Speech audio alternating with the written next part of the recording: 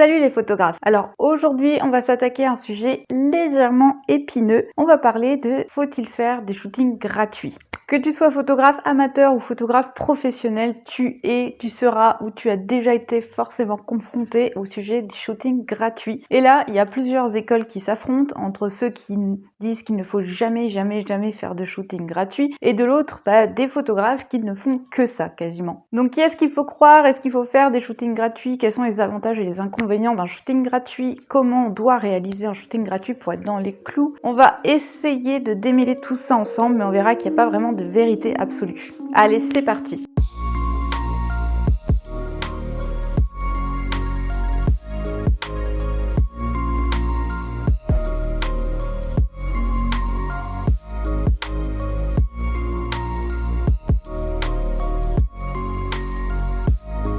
Alors petit aparté juste avant de commencer cette vidéo, je tenais à vous remercier pour vos superbes commentaires sur la vidéo que j'ai faite sur ma réaction en fait au DocuShock Esprit Dog. J'avoue que je l'ai fait un peu sur un coup de tête parce que j'ai vu ce documentaire et j'avais vraiment envie d'y réagir même si ça sort un petit peu du cadre de la chaîne. Et je me suis dit tant pis si je me fais jeter des tomates pourries, on tente, j'ai envie de te parler de ce sujet là. Et ça a été vraiment une très bonne surprise pour moi de voir vos réactions, vos commentaires dans cette vidéo, ça m'a beaucoup touchée donc vraiment merci pour ça. Et pour la petite aparté toujours concernant cette vidéo, je tenais à dire suite à beaucoup de réactions en commentaire que nous allons aller chez Esprit Dog en fait à Valence pour un stage chien agressif pour notre chien Blink. Donc voilà, pas d'inquiétude, on a des pistes, on va avoir du coup Esprit Dog pour éduquer notre chien et je n'ai pas de doute qu'on va réussir à s'en sortir avec notre loulou. Salut les photographes et bienvenue sur la chaîne La Patte sur l'objectif, la chaîne où on parle de photographie animalière, chats, chiens et chevaux.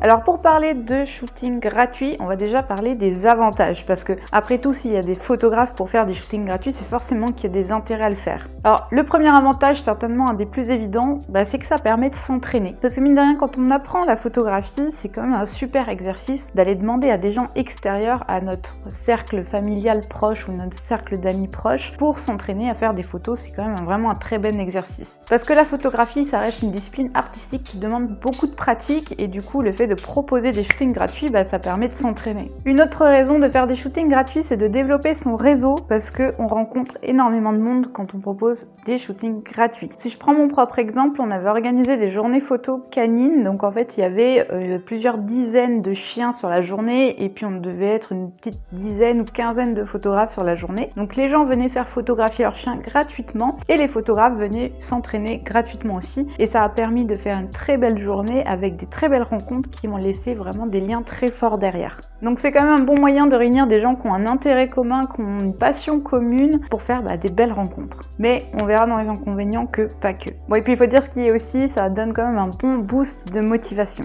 Autre avantage de faire des shootings gratuits, c'est pour construire son portfolio. Parce que tu sois amateur ou déjà professionnel ou que tu veuilles te professionnaliser, tes clients ils te choisiront pas si t'as pas de travail à leur montrer, si t'as pas une matière à montrer. Et c'est vrai que quand on débute, quand on n'a pas encore commencé son activité professionnelle, c'est un peu compliqué de construire son portfolio, c'est un peu le serpent qui se mord la queue parce qu'on n'a pas de clients, on n'a pas de portfolio, les clients vont pas nous choisir si on n'a pas de portfolio, enfin bref, ça fonctionne pas. Et du coup, dans ces moments-là, souvent on va demander des shootings gratuits, on va essayer de chercher des gens qui viennent gratuitement faire des photos avec nous pour faire notre vitrine, en fait, notre portfolio pour pouvoir plus tard avoir des clients sur la base de ces premières photos-là. Alors bien sûr, c'est possible de faire déjà ces premières photos de portfolio avec des gens qu'on connaît très bien, des amis, de la famille, etc.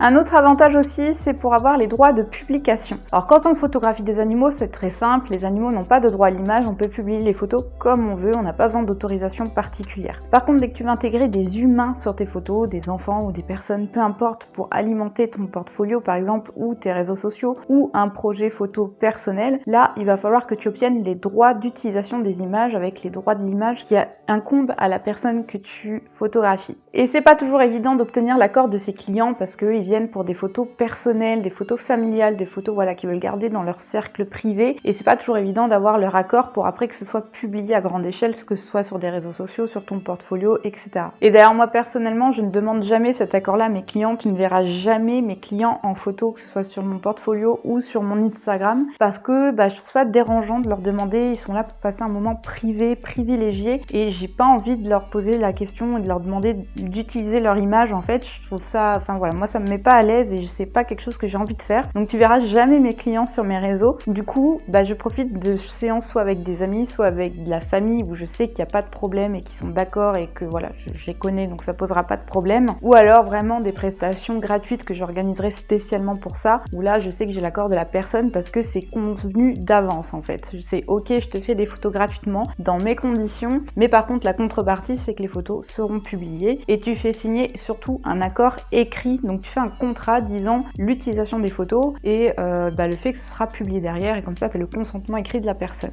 Un autre avantage à proposer des séances photos gratuites, c'est pour réaliser tes projets photos personnels. Je te parle souvent de projets photos parce que je trouve que c'est un super moyen créatif de se développer et puis de partir sur des nouvelles choses. Et des fois notre cerveau il bouillonne dans tous les sens de créativité et d'envie de faire des projets photos un peu particuliers et des fois c'est un peu délicat de le demander aux clients. Donc par exemple, je sais pas moi, si j'ai une idée de faire une photo avec un dalmatien et une personne qui se déguise en Cruella, je vais avoir du mal à le proposer à un client et à vendre cette prestation là. Donc dans ces cas-là, vu que c'est très spécifique, que c'est mon besoin, mon envie, et en fait je vais chercher des modèles, j'organise toute la séance photo et c'est convenu d'avance que c'est entièrement gratuit pour tout le monde. Un autre argument qui peut venir en avantage d'organiser des shootings gratuits, c'est de pouvoir refaire de la photo sans pression.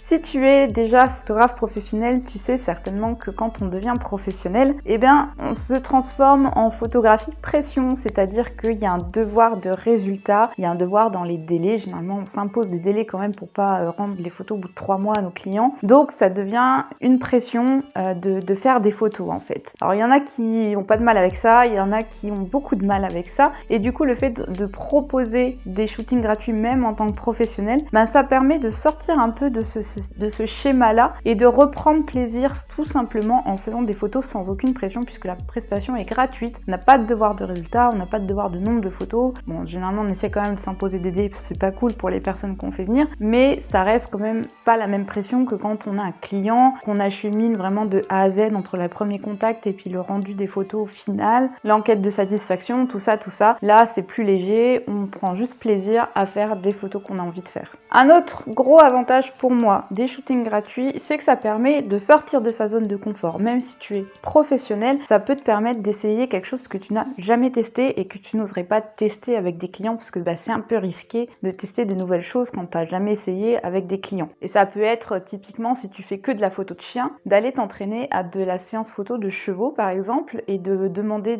et de proposer des prestations gratuites pour des cavaliers pour t'entraîner aux photos de chevaux sans avoir la pression de résultat. Et si les photos te conviennent, derrière les intégrer à ton portfolio pour te proposer cette nouvelle prestation.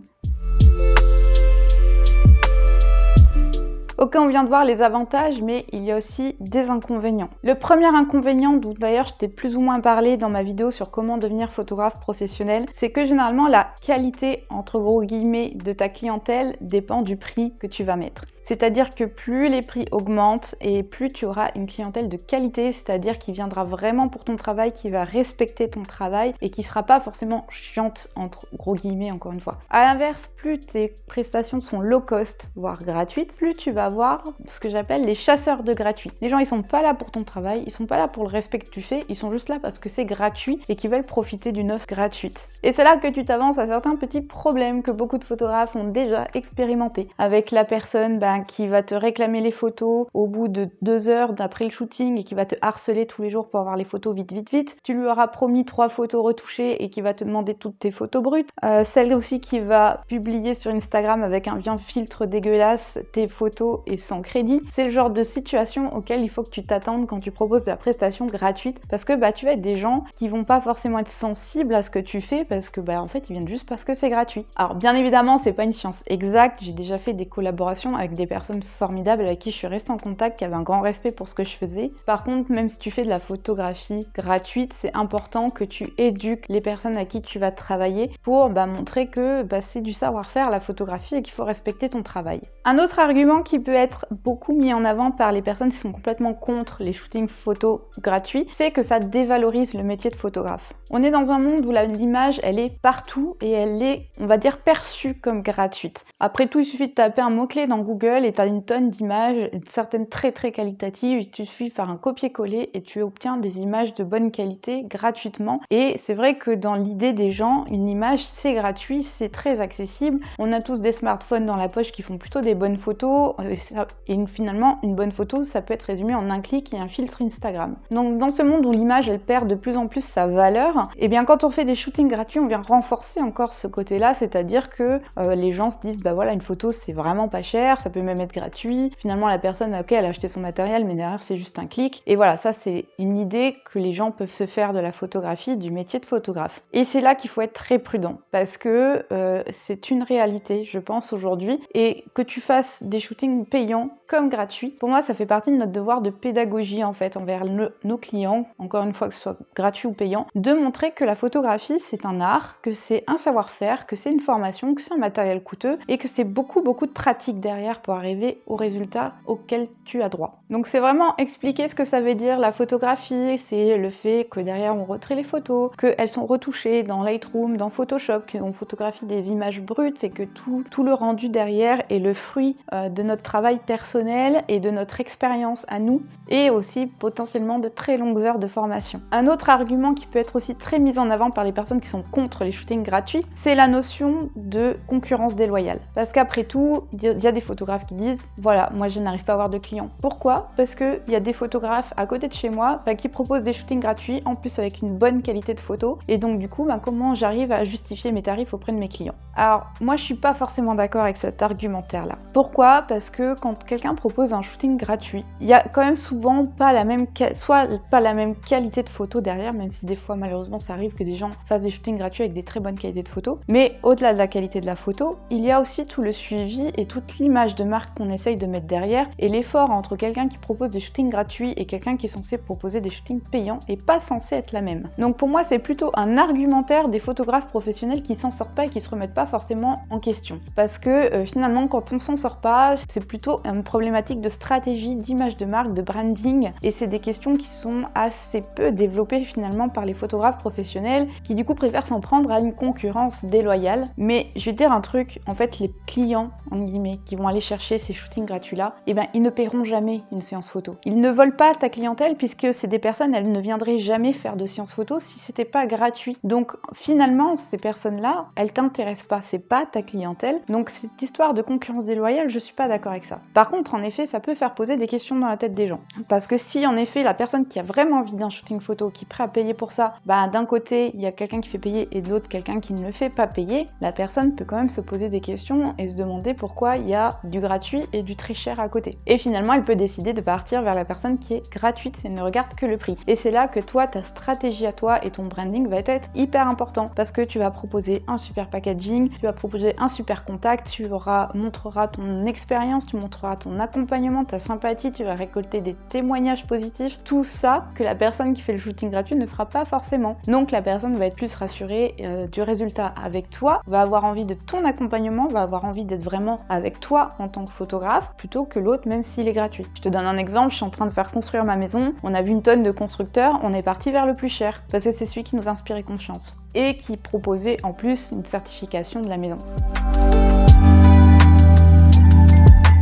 Alors maintenant, quelle est la différence entre un shooting gratuit et une collaboration ? Alors une collaboration, c'est quand il n'y a pas de rémunération mais que tous les parties sont gagnants. C'est-à-dire, un exemple, moi je suis photographe, j'ai besoin de développer mon portfolio et pour ça j'ai envie d'un modèle d'une tenue particulière avec tel animal et j'ai besoin d'un maquilleur pour maquiller mon modèle. Dans ce cas-là, tu vas faire appel à un modèle, peut-être professionnel d'ailleurs, à un animal et à un maquilleur. Dans ce cas-là, tu spécifies bien que c'est une collaboration gratuite et dans ce cas-là, ça veut dire que le modèle, il a envie de faire cette prestation gratuite parce que ça va lui apporter des belles photos pour son book, par exemple. Le maquilleur, pareil, il a besoin de photos pour pouvoir montrer son travail et aller chercher d'autres clients. Et toi, pareil, tu vas avoir besoin de ces photos pour les publier, pour montrer à des potentiels clients, par exemple, ou pour un projet photo personnel. Là, tout le monde est gagnant et il n'y a pas de rémunération. À la limite, il peut y avoir avoir quelques compensations financières si certaines personnes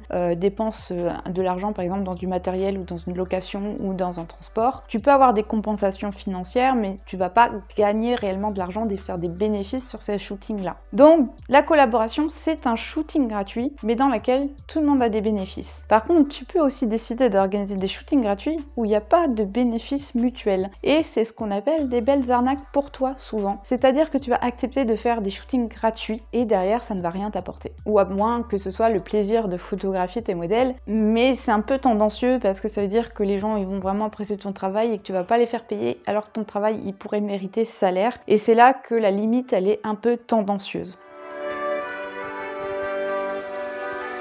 Alors maintenant on a vu les avantages et les inconvénients, maintenant essayons de répondre à la question est-ce qu'il faut faire des shootings gratuits ? Alors si tu es photographe amateur, la réponse est tout de suite là parce que tu n'as pas le droit de faire payer une séance photo. Si tu veux faire payer une séance photo, il faut obligatoirement que tu sois déclaré, que tu demandes un numéro de SIRET. Après, moi, mon conseil, c'est que si jamais tu commences à avoir des demandes spontanées pour des séances photos, des gens, ils voient ton travail, que ce soit sur Instagram ou si tu as un site internet, ils viennent vers toi pour avoir des séances photos avec toi. C'est que là, tu devrais te poser la question de passer professionnel. Parce que ça veut dire qu'il y a des gens qui sont vraiment intéressés par ce que tu fais, qui viennent spécifiquement vers toi. Et dans ces cas-là, surtout, ne propose jamais de shooting gratuit. Ça veut dire que ton travail, il vaut la peine d'être payant et les gens, ils sont là pour toi. Et le fait de proposer un shooting gratuit, c'est juste une belle arnaque. Et même si les gens, ils viennent vers toi pour dire j'adore tes photos, je te propose que tu m'en fasses et puis en échange, je t'offre de la super visibilité. Non, en fait. C'est pas comme ça qu'on paye un photographe, on ne paye pas en visibilité. Et crois-moi, même si c'est des très gros comptes Instagram, finalement, les retombées seront tellement minimes que laisse tomber, ok ? Au final, à partir du moment où l'accord il est déséquilibré, refuse. Si toi tu donnes plus que tu reçois, refuse. Si la personne vient vers toi, elle veut des photos et qu'elle te le demande gratuitement, refuse et commence à te poser la question, est-ce que je devrais pas me professionnaliser ? Par contre, pour moi, ça reste nécessaire de temps en temps d'organiser des shootings gratuits, que tu sois amateur ou professionnel, pour tous les avantages qu'on a cités avant, parce que tu en as besoin pour créer ton portfolio, parce que tu en as besoin si tu veux, on va dire, augmenter ton panel d'offres, par exemple, si tu veux partir sur des nouvelles prestations. Et puis de temps en temps pour des projets personnels, et je t'ai déjà parlé des projets personnels dans une autre vidéo parce que je trouve que c'est, j'insiste encore, mais les projets personnels c'est juste génial. J'en ai plein là qui sont en cours, j'en parle pas pour le moment parce que c'est pas encore bien ficelé, mais ça booste la créativité, ça booste l'imagination. C'est vraiment génial d'organiser des projets photos et souvent dans ce cadre-là, tu vas faire appel à des prestations gratuites. Alors maintenant, quelques conseils pour que tes shootings gratuits se passent au mieux. Si tu veux organiser des shootings gratuits, fais signer des contrats. Tu trouveras une tonne de contrats, d'exemples de contrats sur Google, vraiment fouille et puis tu l'adaptes à ta sauce. Ce que tu dois trouver dans ton contrat, c'est le nom des deux parties ou des plusieurs parties si tu as des maquilleurs ou des éclairagistes ou peu importe. Ça doit spécifier qu'il n'y a aucune rémunération dans le cadre de ce shooting. Tu peux aussi préciser le nombre de photos qui seront remises, le cadre de leur utilisation, par exemple dire qu'elles n'ont pas le droit d'être utilisées en publicité, qu'elles n'ont pas le droit d'être revendues, qu'elles ont uniquement le droit d'être publiées par les personnes présentes à ce shooting, par exemple, avec les crédits nécessaires. Tu dois avoir aussi le petit paragraphe lié au droit à l'image, comme quoi toutes les personnes sont d'accord pour que ces photos soient publiées. Tu peux aussi préciser le délai dans lequel tu vas rendre les photos, ça peut te permettre de t'éviter certaines pressions et certaines questions. Au moins d'emblée, tout le monde est d'accord. Toutes les choses où tu as peur d'avoir des problèmes, écris-le dans le contrat. Tu le fais signer par toutes les personnes qui seront présentes. Tu le fais en plusieurs exemplaires, une par personne, et au moins tout est clair, tout est signé, tout est sur papier. Alors c'est clair que ça fait un peu formel, ça casse un peu le fun, mais crois-moi, c'est vraiment nécessaire, ça t'évitera des débats, ça t'évitera des prises de tête. C'est le moment chiant à passer, mais bon, une fois que c'est fait, c'est bon, au moins tout se passe nickel, et s'il y a des réclamations, tout a été écrit d'avance, tu as signé pour ça, on s'était mis d'accord. Voilà. Et voilà, c'est déjà tout pour cette vidéo. N'hésite pas à me dire en commentaire si toi aussi tu fais des shootings gratuits, et comment tu les fais, est-ce que tu penses à faire des contrats, dans quel cadre tu en fais, est-ce que tu es pour ou contre? Allez, on débat en commentaire, moi ça m'intéresse de débattre en commentaire avec vous. Moi, tu as compris que mon opinion est quand même plutôt favorable, mais dans certaines limites, je suis pas complètement contre, je suis pas complètement pour non plus. Il faut que ce soit quand même un minimum cadré et fait de façon, on va dire, raisonnable. Allez, c'est déjà tout pour cette vidéo. On se dit à la semaine prochaine pour une prochaine vidéo. N'oublie pas que le défi photo du mois d'août est toujours ouvert, tu trouveras le lien en description. Et on se dit à la semaine prochaine. Ciao!